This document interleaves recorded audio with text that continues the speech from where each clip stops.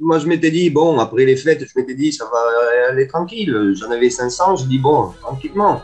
Ah ben non, non, il y avait des jours où ça tapait la plus grosse journée, je crois que j'en ai vendu 88. Voilà.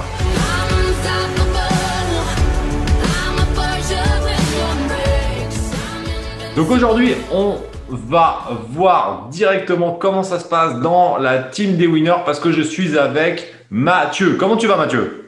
Ça va. Bonjour à tous.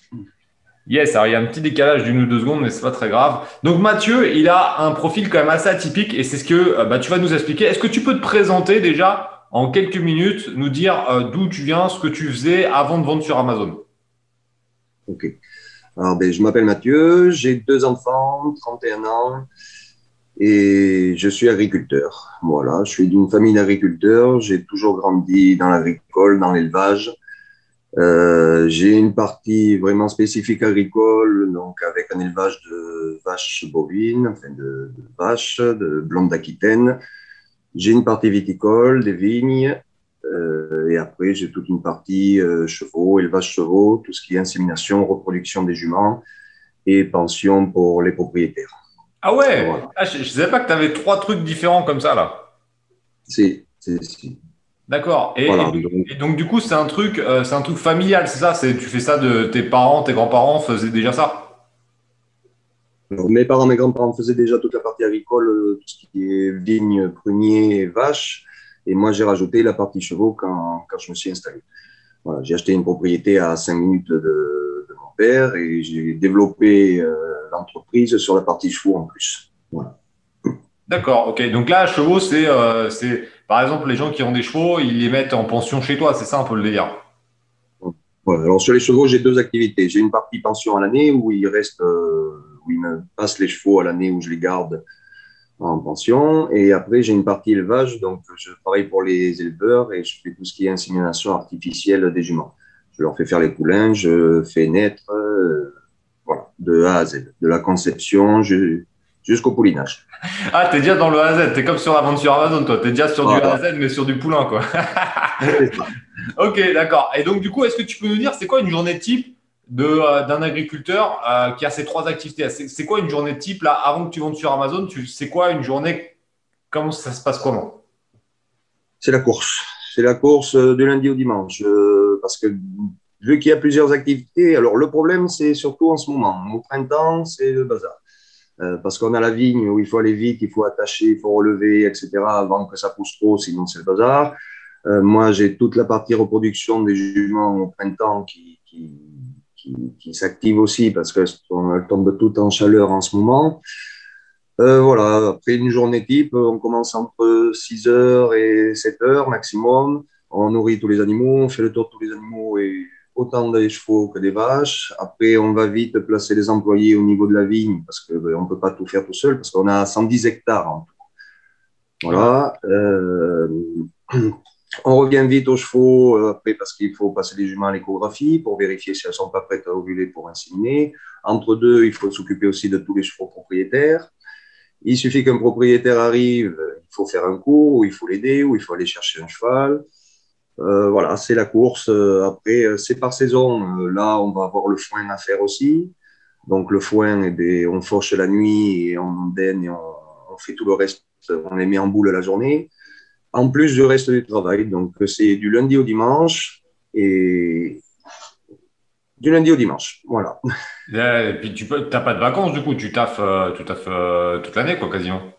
Ouais, très rarement. On arrive à prendre de temps en temps quelques jours en août. C'est la période qui est la plus calme avant les vendanges et niveau insémination, c'est fini. Niveau cours, en général, les clients, etc., en pension, ils s'en vont aussi en vacances. Alors, quand on arrive à trouver quelqu'un pour nous remplacer 2, 3 jours. Après, maintenant, bon, j'ai pris un employé là depuis 6 mois, donc un employé à l'année, donc ça me soulage quand même de plus en plus, on va dire. Cool. Ouais, parce que là, on est vraiment sur, sur aucun échange de. Enfin, t'échanges ton temps contre de l'argent là à 100%. Là, dans cette activité-là, tu peux, à part déléguer évidemment avec du salariat, mais tu peux quasiment rien automatiser parce que ouais, tu peux rien automatiser en fait dans ton business là. Non, non, non. Alors, on peut automatiser, enfin, on peut s'aider, on peut améliorer un peu le travail en s'équipant, mais c'est toujours pareil, c'est des frais, des crédits, pour essayer d'améliorer une structure qui vont nous faire gagner, qui va nous faire un peu gagner de temps, mais il faut y être quand même, c'est sur ce point. Ok. Tu gagnes combien avec ton activité là d'agriculture dans l'agriculture là par mois en net? En salaire, je me Ouais, retire. ouais. Ouais, les bons mois, j'arrive à me retirer 300, 400 euros. Non, sérieux? Et si. Le problème de l'agricole, c'est que pendant 3 ans, tu vas gagner beaucoup ta vie. Et quand il y a une crise, là, on a eu la crise du prunier il y a 3 ans. On a perdu 120 000 euros de chiffre d'affaires en quelques mois. Sauf qu'on avait passé toutes les charges, les tailles, etc. On avait perdu 40 000 euros de charges. Et du jour au lendemain, on nous a dit on ne vous achètera rien. La vigne, là, cette année, avec en plus cette histoire de crise mondiale, on vient de perdre 40%. Et les chevaux, le problème des chevaux, j'ai rajouté cette activité-là, sauf que j'ai acheté une propriété et en tout, je suis à loin de 55 000 euros de crédit à l'année. Et du coup ben, quand tout est passé, plus la MSA, etc., ben, il reste pas grand-chose à la fin, quoi. Ok. Et donc, du coup, cette situation, elle t'a poussé à trouver une autre solution. Est-ce que tu peux nous parler un peu de ta transition de ton activité pure agriculteur à e-commerçant? Comment ça s'est passé déjà dans ta tête au moment où tu as fait le cap et la transition en elle-même? On parle pas déjà de l'activité hein, que tu as mis en place depuis, mais qu'est-ce qui s'est passé dans ta tête au moment où tu t'es dit what the fuck, il faut que je fasse un truc? C'est ça qui m'intéresse et que je pense que ça intéressait beaucoup les personnes, c'est qu'est-ce qui s'est passé avant la transition et pendant la transition? Ben, qu'est-ce qui s'est passé? Il y a eu des mois compliqués, des mois très très compliqués où je finissais pas tout à fait à temps de rembourser mes crédits chaque mois. Et je cherchais une activité au départ qui ne me prenne pas trop de temps. Et un jour, ben, je suis tombé sur tes vidéos. Voilà. Et j'ai accroché de suite en fait. Le côté Internet m'a toujours plus ou moins attiré. Je vendais déjà des chevaux, je vendais des chevaux par Facebook. Voilà, Attends, tu vendais des je, chevaux par Facebook? Ah oui, je vends des chevaux par Facebook. Ouais. Je fais des annonces Facebook. C'est quoi ce délire? Tu vends des chevaux par Facebook? Des vrais chevaux ou des mini-chevaux? Des vrais Non, chevaux? non, des vrais chevaux, oui. Oui, on fait des annonces Facebook, etc. Et on arrive à en vendre pas mal grâce à Facebook et même un site que j'ai mis en place maintenant. Euh, voilà, mais je cherchais surtout une activité à l'origine pour me faire un complément et une activité en gros de secours. Parce que je voyais bien de plus en plus que l'agricole, ben, il y a des petits coups hauts, mais il y a des gros coups bas, beaucoup. Souvent même, maintenant, de plus en plus, et chercher vraiment un truc qui me complémente à l'origine un peu plus pour finir les fins de mois. Et au final, ben, ça s'est avéré que je pense même que petit à petit, je vais finir par lever de plus en plus le pied sur la partie agricole et augmenter de plus en plus sur la partie Amazon. Ouais, c'est ce que je te souhaite, hein, c'est ce que je te souhaite. Alors maintenant, ok, on a compris la transition. Comment ça s'est passé au moment où tu t'es dit, ok, j'ai trouvé un truc qui peut m'intéresser sur Internet. Comment ça s'est passé le passage à l'action et le début de l'activité de la vente sur Amazon en plus de ton taf? Comment ça s'est passé cette partie-là? Ben, comment ça s'est passé? Déjà, j'ai regardé toutes les vidéos YouTube, toutes Ouais, les est-ce que tu nuits. as regardé toutes les vidéos YouTube? Parce que j'ai plein de mecs qui me disent j'ai regardé toutes les vidéos YouTube et moi je les piège un peu. Il y en a 300, hein. Je suis pas sûr que tu as tout regardé. Hein. Alors, depuis que j'ai eu les formations, je ne les ai pas toutes vues, ça c'est Ouais, c'est sûr. ça. Ouais. Mais quand j'ai pris avant de prendre la formation, j'ai regardé en 2 nuits, je crois. Il me semble, en 2 nuits, j'avais regardé toutes les vidéos. Ouais, plus c'est Euh, vrai que c'est vrai que comme tu bosses pas beaucoup la journée, t'avais que ça à foutre de regarder toutes les vidéos la nuit, quoi. C'est c'est pas ça. mal ça. Ouais, mais T'aurais dû j'ai les de mettre en suite. podcast dans le tracteur. T'aurais dû les mettre en Ouais, podcast c'est dans le ça. tracteur, tu vois. Ça, c'était de du gain de temps. C'est ça. Ouais, ouais, mais j'ai besoin de voir. J'avais besoin de voir plus que le son, quoi. Et j'ai de suite accroché, quoi. Ça m'a plu. Et du coup, ben, j'ai regardé un peu la formation, les tarifs de la formation. Et en fait, quand je pars dans un truc, en général, j'y pars. Soit j'y pars, enfin, soit ça me tente pas, je pars pas. Par contre, quand ça me tente, j'y pars de suite, quoi.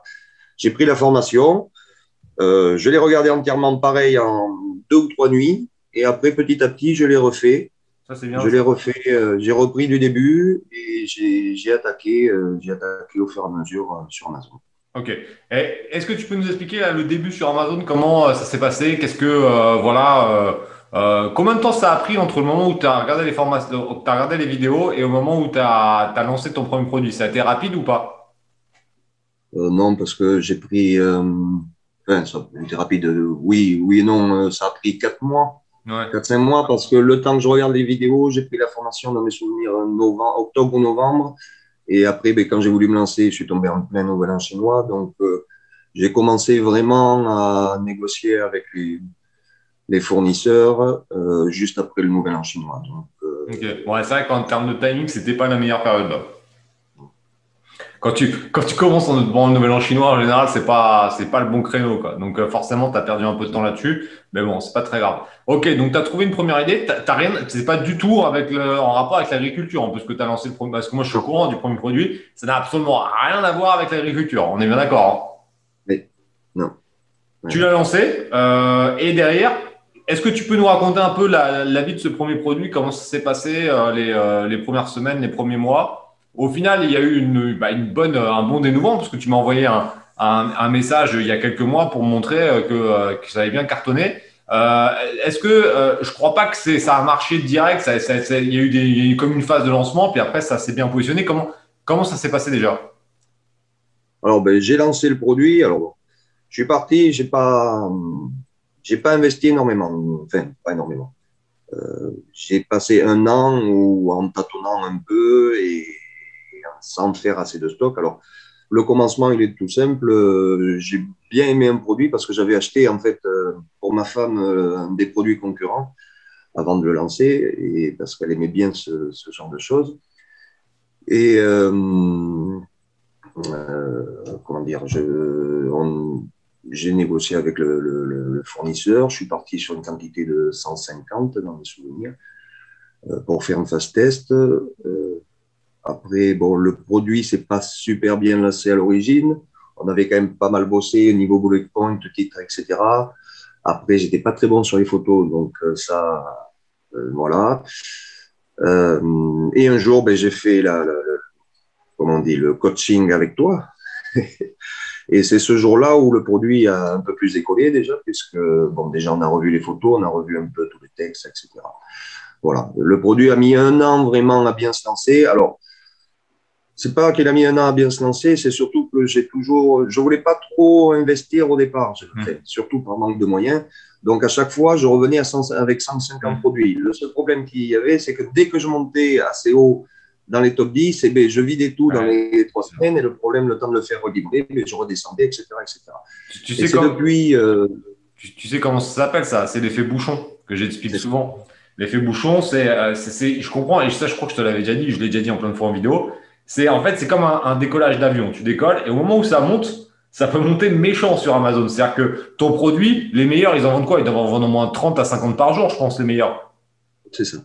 C'est ça. 50 par jour, quand tu as 150 en stock, en 3 jours, blam, tu tombes en rupture. Si tu mets 3 semaines à avoir un réassort, pendant 3 semaines, il se passe rien, donc tu perds. Donc en fait, ça fait un effet bouchon comme à la pêche. Et tu sais, il coule, il remonte, il coule, il remonte, et en fait, ça fait que ça. Et c'est pour ça qu'au bout d'un moment, c'est là où tu as pallié, tu as mis un petit peu les coronets sur la table et tu as dû passer une plus grosse commande.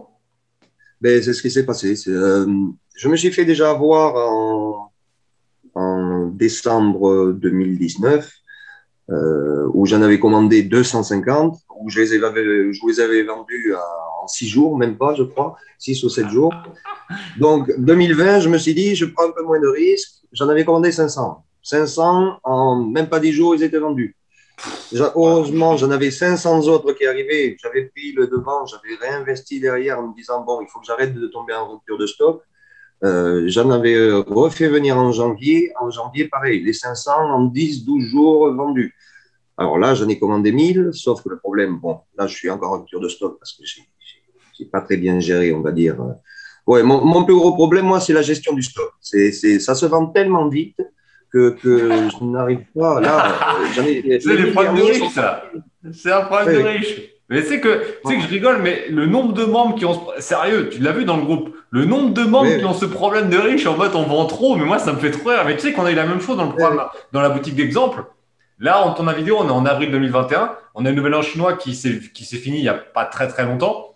Et on a 5 produits dans la boutique d'exemple. Et pareil, on avait quand même pas mal de stock. Et en fait, fin janvier, début février, on a vendu comme des malades. Et j'avais 4 produits sur 5 qui sont en rupture. Et pareil, tu vois, je ne m'attendais pas. On a vendu, mais hallucinant. On tournait à 40-50 par jour, pareil, juste sur la France. Bah, j'avais 1000 en stock. En l'espace de 20 jours, c'est parti, quoi. Problème de Ouais, c'est riche. ça. Mais moi, je m'étais dit, bon, après les fêtes, je m'étais dit, ça va aller tranquille. J'en avais 500, je dis, bon, tranquillement. Ah ben non, non, il y avait des jours où ça tapait la plus grosse journée, je crois que j'en ai vendu 88. Voilà. Alors, j'ai fait vite venir avant le nouvel an chinois, j'en ai fait vite repartir, sauf que ben, pour une fois, d'habitude, je prends toujours le train parce qu'en 35 jours, c'est là. Pour une fois, j'ai pris le bateau, mais ils sont encore bloqués au port, je ne sais pas où en France. Donc, pour l'instant, ben, je suis encore en voiture. D'accord. Voilà.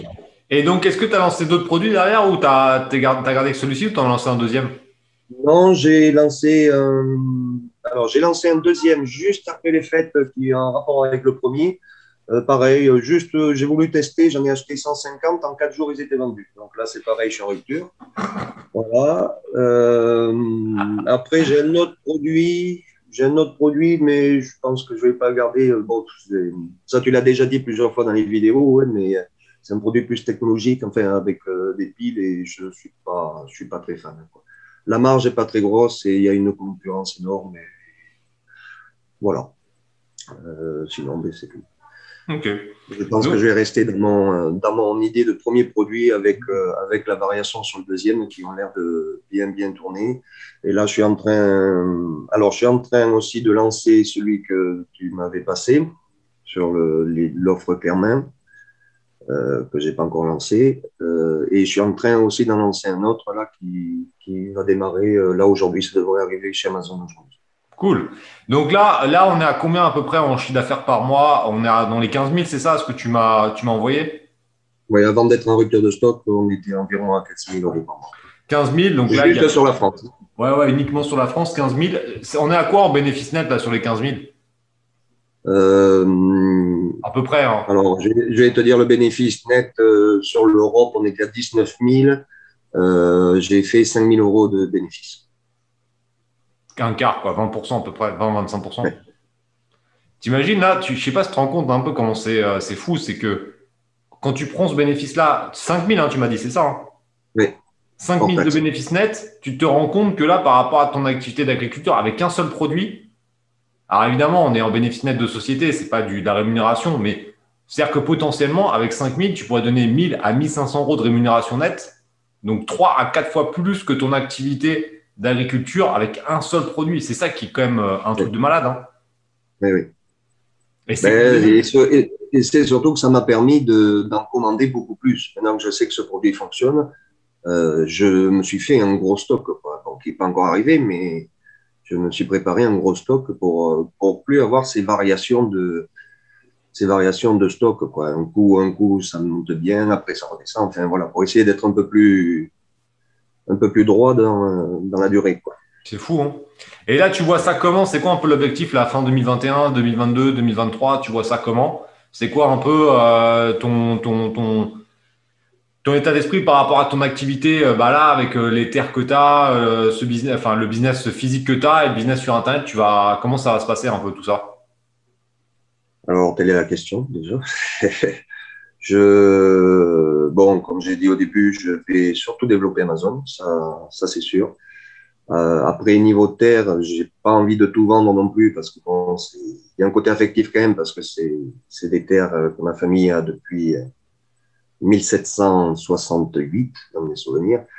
Donc, il y a un côté un peu famille qui me gêne un peu. Après, bon, je lève de plus en plus le pied. Si je peux embaucher au moins quelqu'un, soit je les mettrai en gérance, je ne sais pas encore. La partie chevaux, je ne vais pas la lâcher non plus parce qu'il y a aussi la partie de ma femme qui est dessus avec la partie Poney Club, centre équestre. Ça s'autofinance. On va dire que tant que ça s'autofinance, ça ne me dérange pas. Mais je voudrais ne plus avoir besoin de sortir d'argent personnel pour Hmm, survivre, quoi. hmm. Mais en plus, Et je veux. ce qui peut être intéressant, c'est que l'activité sur Amazon va pouvoir te permettre aussi de financer la partie physique et voilà, que ça soit un peu plus safe là-dessus, quoi. Donc, c'est ça qui est Mais intéressant aussi, quoi.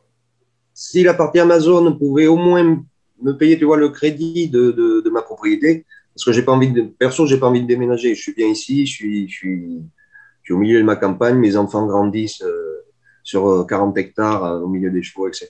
Ils ont les vélos, ils ont tout. Je me vois pas, je peux pas, moi, je peux pas vivre en plein, comment dire, en pleine ville ou comme ça. Mm. Je suis chez moi ici, je suis très bien. Voilà. Mais bon, je compte faire même plus que rembourser la moitié de mon crédit.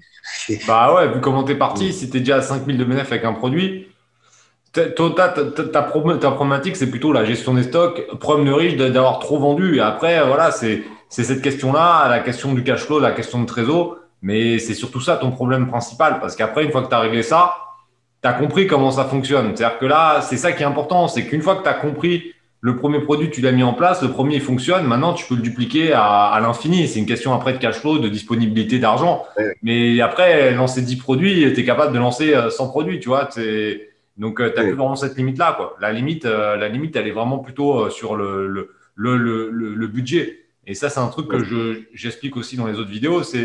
Ça dépend aussi des objectifs de chacun, le budget de départ. C'est-à-dire que, voilà, en fonction des objectifs, il y a une question de réalité aussi. Sur Internet, on voit beaucoup de conneries, mais au bout d'un moment, quand tu commences avec un petit budget, tu peux pas attendre des résultats monstrueux non plus. C'est en question d'investissement en temps et en argent.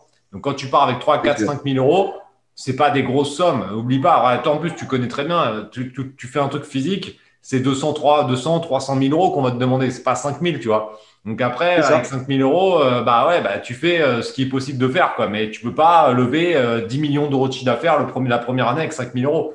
Il y a une question mathématique derrière. Donc, j'espère que les gens qui regardent les vidéos sont un peu sensés, mais c'est logique. C'est complètement logique. Mais on peut quand même faire Ah, des mais trucs vraiment intéressants. Parce que tu vois, 5 000 de bénéfices net par mois avec un produit, c'est pas mal déjà, hein. Franchement, c'est vraiment pas mal, hein. oui, oui, oui. Ok. Qu'est-ce que tu peux dire un peu aux personnes là qui voient la vidéo, qui ont envie de se lancer, qui se posent des questions? Qu'est-ce que tu pourrais leur donner comme petit conseil là pour finir la vidéo? Ben, qui n'hésite pas, surtout, qui n'hésite pas de se lancer parce que on peut avoir l'impression à l'origine que c'est compliqué à faire, mais en fait, et le pire, c'est que, enfin, pour moi personnellement, ça devient même une limite, une passion.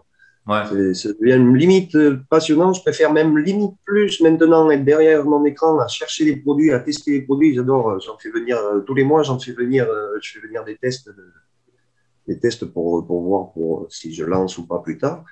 Euh, Il faut pas hésiter de passer à l'action, je pense, parce que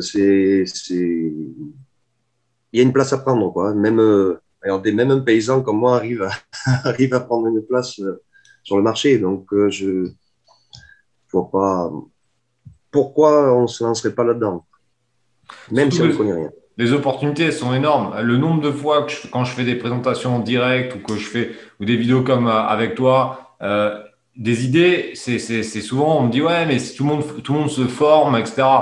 Déjà il y a ceux qui vont vouloir et ceux qui vont le faire. C'est-à-dire que moi je forme des gens. Mathieu c'est l'exemple même du passage à l'action. C'est-à-dire que moi j'essaye de vous transmettre ça.